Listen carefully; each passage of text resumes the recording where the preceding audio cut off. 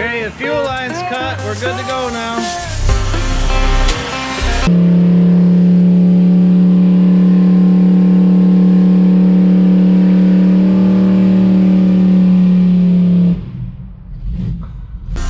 Let me get these lights up. Yeah. If I make back home, I'm just stuck here in a dream.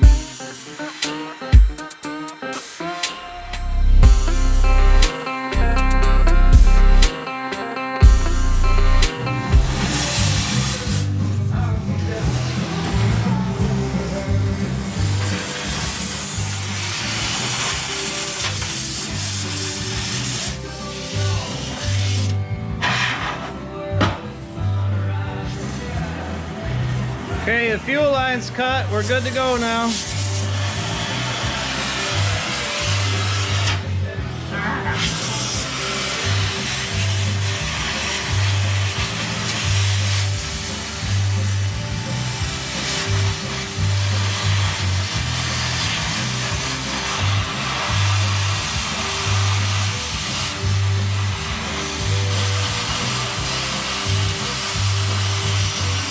Not that funny you say that.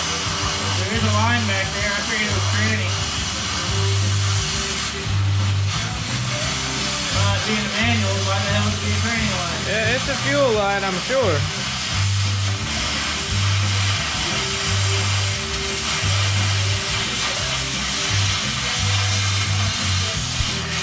Well, luckily, if there's any fuel in it, it's so old, it's probably not volatile anymore. That's so such high expectations. The column too.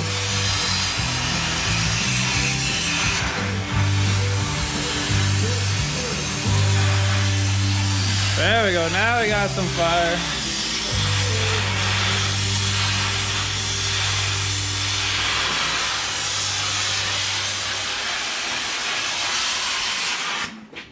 Ah, come on. Turn the torch head around because the valves are right by my freaking Yeah.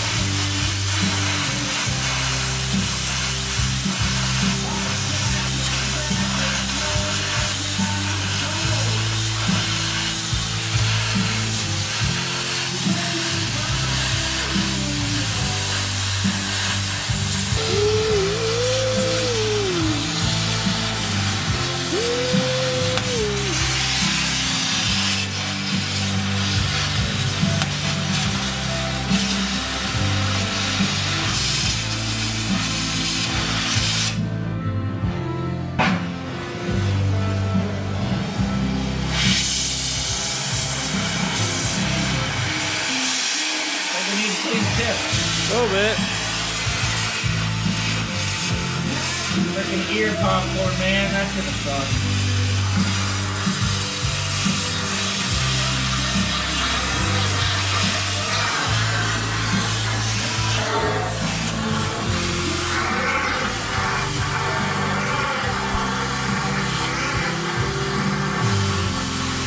Steering wheel's vaping.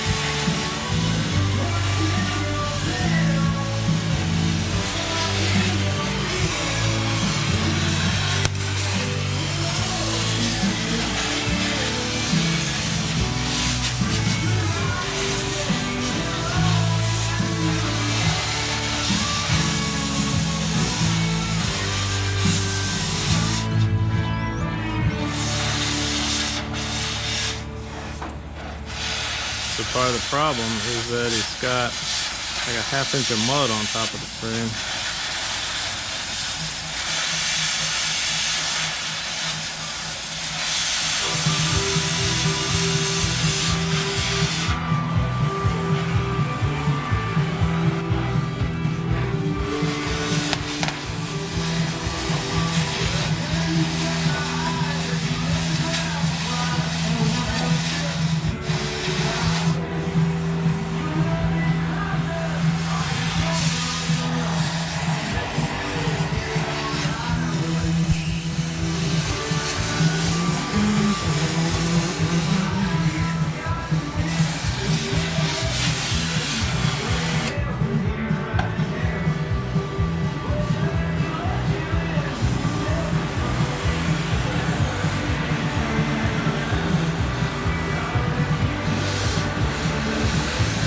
Nothing there, I was just burning dirt.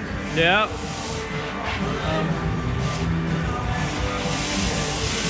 Careful, that thing moves on you. Well, it's trying to be on the outside of it. Yeah.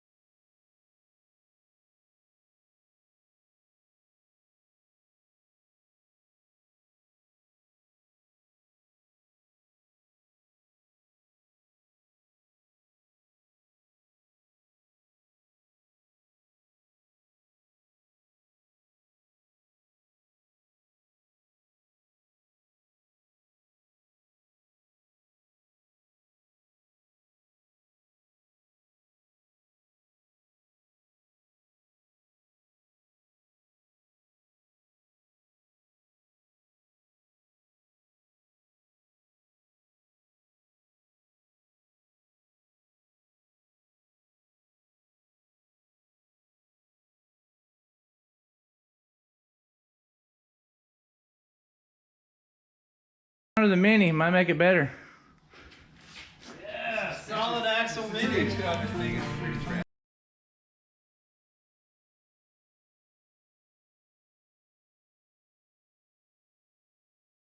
I'm cutting the spring perches off.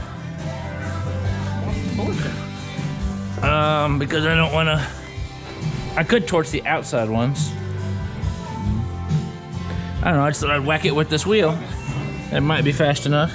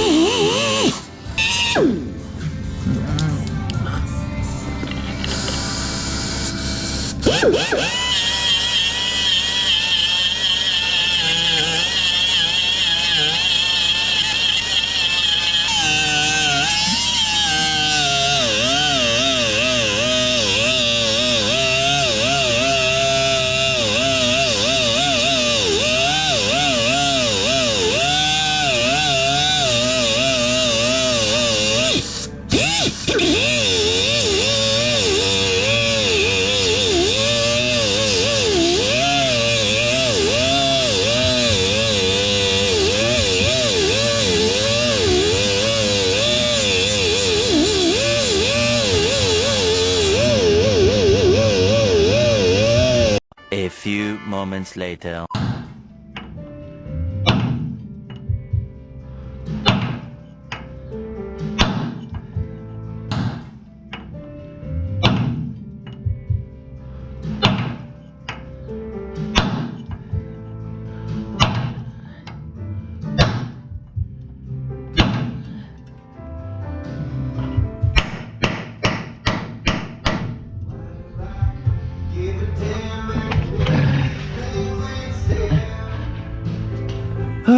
finesse is not my strong point.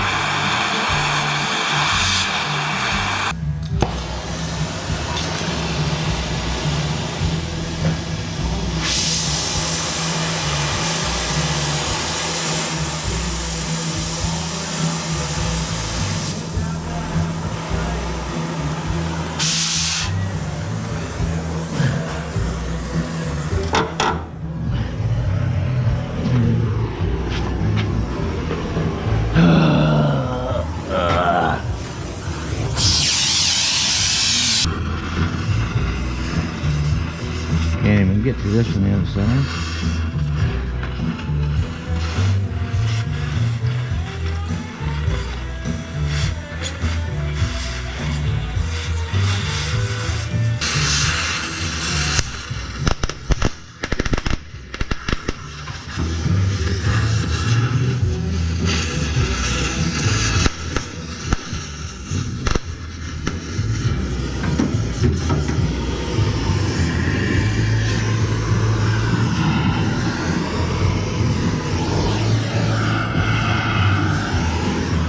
A few moments later.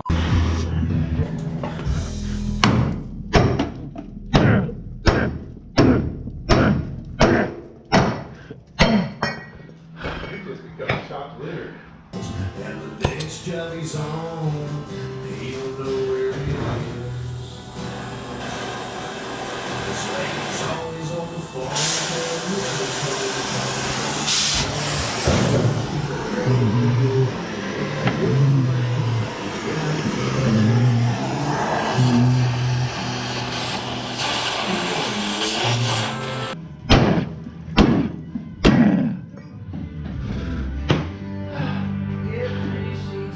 Whew, piece of cake.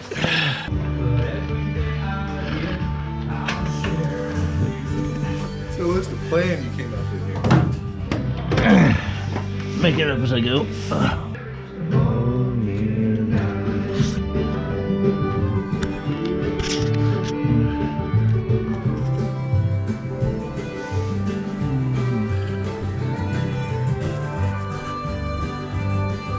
All right. Made a pattern. I'm going to use it to mark up over here. Except I think I need to reinforce that and take that subframe out. Tack a cross member in here so the frame holds together right. So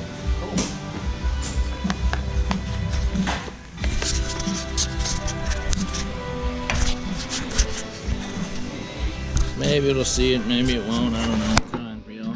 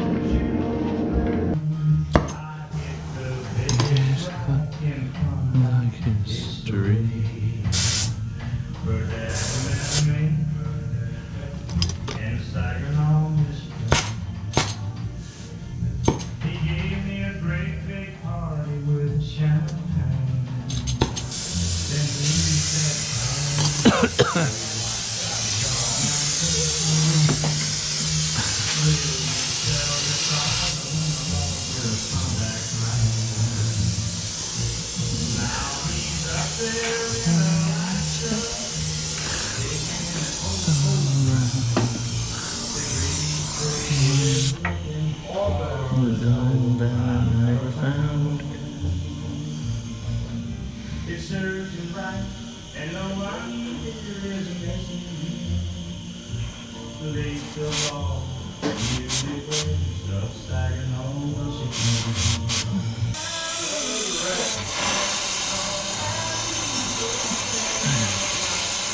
There's a 34 up there for sure.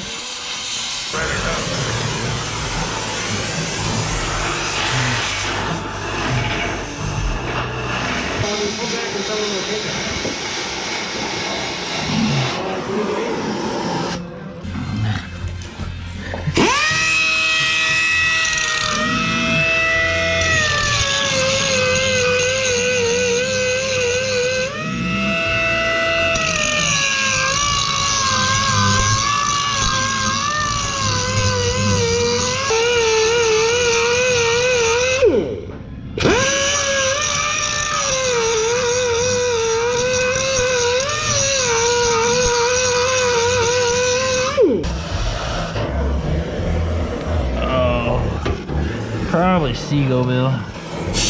Oh, god dang it.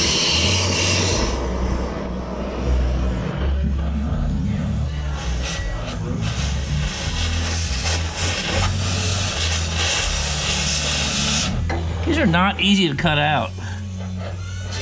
These rivets.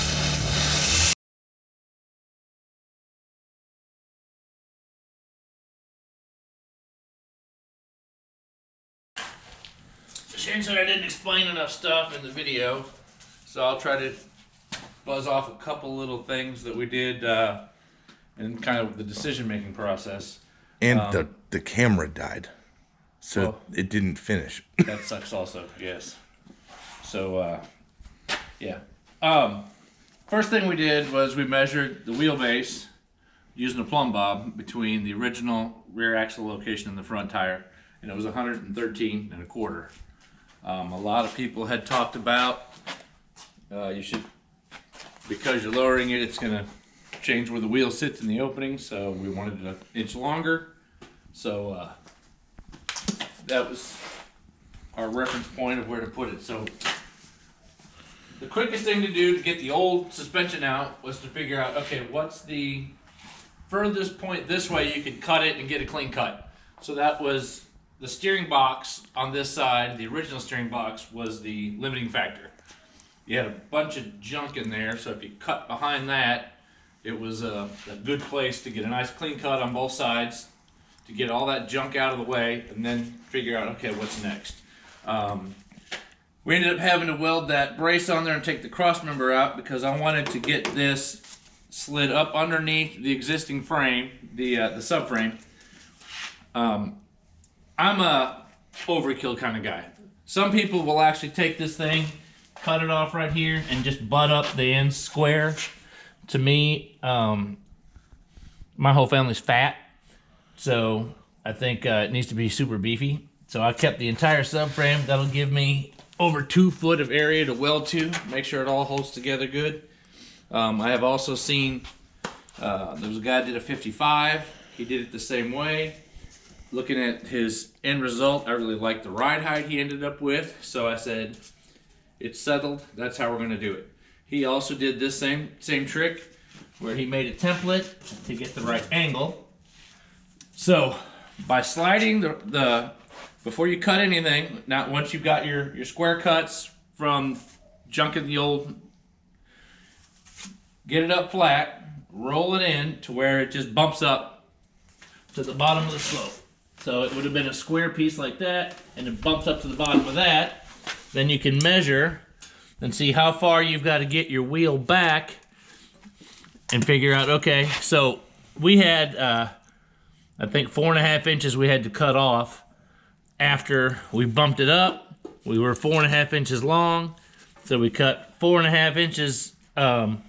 We moved back 4.5 inches, put the template on there. So this template, we trimmed it to actually bump up against the cab mount. So that way it stayed nice and square and true and gave us a good way to locate it to the existing frame cross member. So once we did that, we trimmed it. I actually missed the cut on the other side just a little bit, but my daughter will weld that in just fine. Oh! Now, no one will ever accuse me of being fleet-footed. Oh, weak. Yeah, well, it's more important to have it in straight and even than it is to worry about whether you got to close a gap or not. So that was the other thing we did. So I'm looking for the tape measure. Try to give an explanation. So once we had our frame cut, ready to go, we were trying to figure out what's the best way to square it and get it in there cross-car proper. It's 1.5 inches from here to here to have it centered on the frame rails. So we just measured out 1.5 inches, drew a line on there so we could match that up. And then what we did was we went here, off that 8 1/4 from the cab mount to this edge of the body mount hole.